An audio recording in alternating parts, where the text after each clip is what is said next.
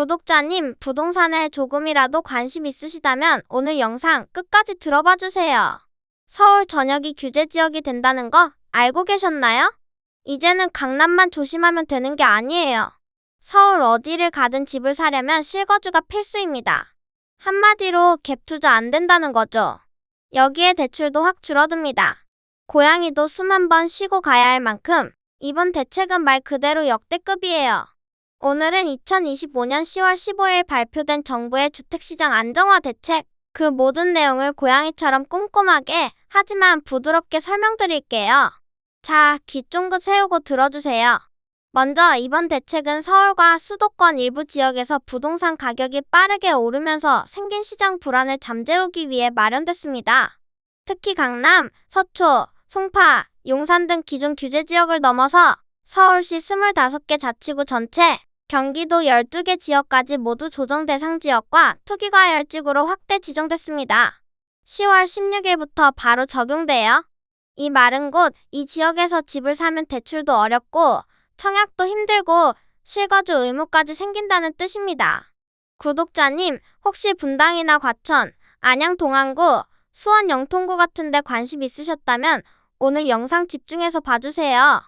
이번에 함께 발표된 토지거래 허가구역도 주목해야 해요. 서울시 전역과 경기도 12개 지역, 총 37개 지역이 아파트와 그와 동일 단지 내 연립 다세대주택까지 허가 대상이 됩니다. 10월 20일부터 내년 12월 31일까지 약 1년 2개월 동안은 이 지역에서 집을 사면 반드시 2년 동안 실거주해야 해요. 당연히 전세 놓는 거 안 됩니다. 실거주 안 하면 이행강제금이나 허가 취소될 수도 있어요. 고양이도 깜짝 놀랐어요. 이런 강력한 규제는 정말 오랜만이에요. 자, 다음은 금융규제입니다. 대출 이야기가 나오면 머리 아프실 수도 있는데 고양이가 이해하기 쉽게 정리해드릴게요. 기존에는 수도권과 규제 지역에서는 주택담보대출 한도가 6억 원으로 딱 정해져 있었어요. 그런데 이제부터는 집값에 따라 다르게 적용됩니다. 15억 원 이하인 집은 기존처럼 6억 원까지 가능하지만 15억 원 초과 25억 원 이하는 4억 원, 25억 원이 넘으면 2억 원만 대출받을 수 있어요. 고가주택에 대해서는 사실상 대출로 집 사는 게 거의 불가능하다는 거죠.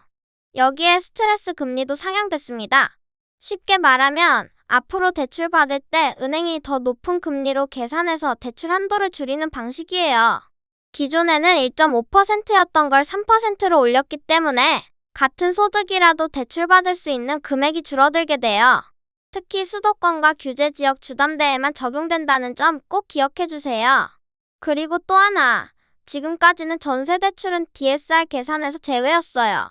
그런데 이제 1주택자가 수도권이나 규제 지역에서 임차인으로 전세대출을 받을 경우 그 이자 상환액이 DSR에 포함됩니다.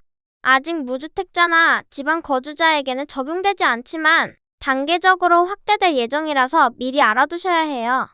은행들도 규제 강화의 영향을 받습니다. 주택담보대출의 위험가중치 하한을 기존 15%에서 20%로 올리는 방안이 내년 1월부터 조기 시행돼요.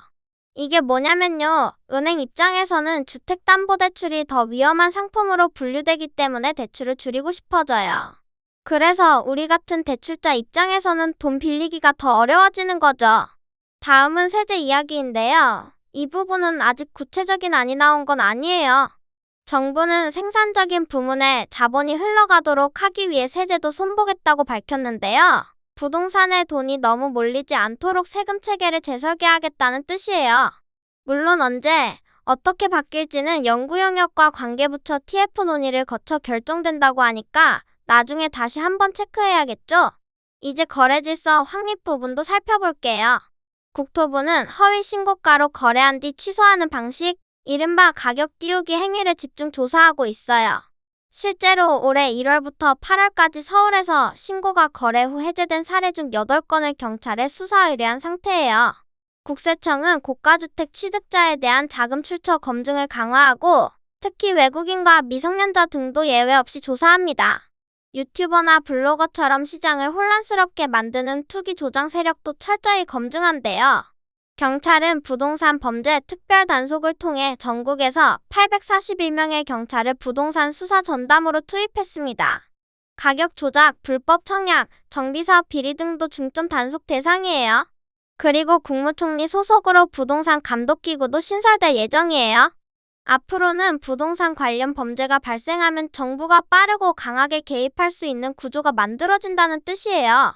마지막으로 주택 공급 확대 방안에 대해 말씀드릴게요. 정부는 앞으로 5년간 수도권에 135만 호를 공급하겠다고 밝혔고요. 그에 따라 9월 7일 발표된 공급대책의 후속 조치를 속도가 밉게 진행 중이에요. 특히 정비사업, 공공택지, 민간공급 등 전방위적 공급 계획이 포함되어 있고 연내 서울에서만 9개 영구임대단지를 분양 임대 혼합단지로 재건축하는 사업계획도 발표될 예정입니다. 과천과 서리풀지구 등 주요 지역도 빠르게 보상 절차와 부지 조성을 추진 중이에요. 구독자님, 정부가 말한 걸 단순히 듣는 데서 그치지 말고 어떤 입지에 어떤 방식으로 공급이 진행되는지를 꼼꼼히 살펴보셔야 해요. 공급 계획은 바로 눈에 보이지 않기 때문에 시간이 걸리더라도 꾸준히 관심을 가지셔야 해요. 자, 여기까지 2025년 10월 15일 발표된 정부의 주택시장 안정화 대책을 고양이처럼 살금살금 그러나 촘촘하게 설명드렸습니다.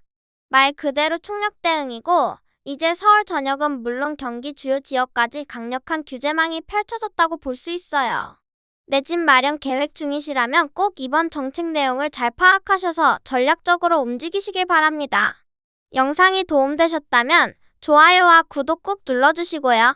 댓글에 궁금하신 점 남겨주시면 고양이가 야옹야옹 하면서 친절히 답변해드릴게요.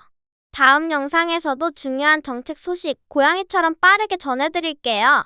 그럼 오늘도 따뜻한 하루 보내세요. 미야옹.